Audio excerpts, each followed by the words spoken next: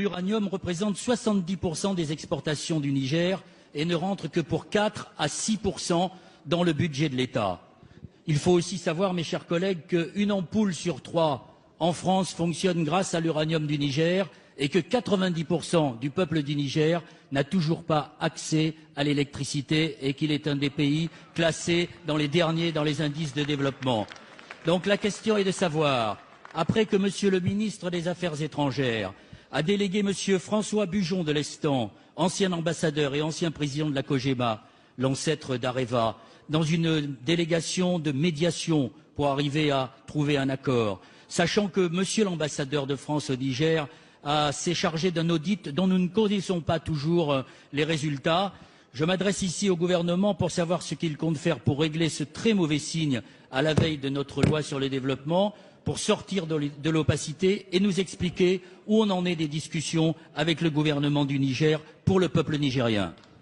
Merci Monsieur Mamère. La parole est à Monsieur Pascal Canfin, ministre chargé du développement.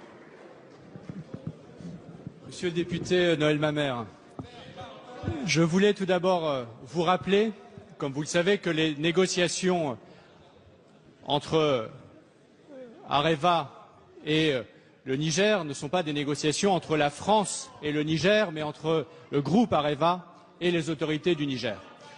Néanmoins, il va de soi que je les suis en tant que ministre du Développement de manière particulièrement attentive. Et donc, je vais vous dire ce qu'il en est. Les deux parties se sont mises d'accord pour produire pour la première fois, contrairement à toutes les pratiques qui ont pu être celles du passé, pour la première fois un audit indépendant. Cet audit indépendant constitue la base de la négociation qui est en cours. Les deux parties se sont mises d'accord pour se donner comme date limite la fin février pour trouver un accord qui soit compatible avec les conditions d'exploitation de l'uranium d'Areva, mais, et je vous le dis très clairement, qui permettent au Niger, écoutez-moi, qui permettent au Niger d'augmenter les recettes fiscales auxquelles ils ont droit, car les demandes du Niger sont considérées par ce gouvernement et pas par le précédent gouvernement comme légitimes. Et donc, ce gouvernement souhaite que le nouvel équilibre qui sera trouvé soit compatible avec le développement du Niger, qui est conforme à notre intérêt.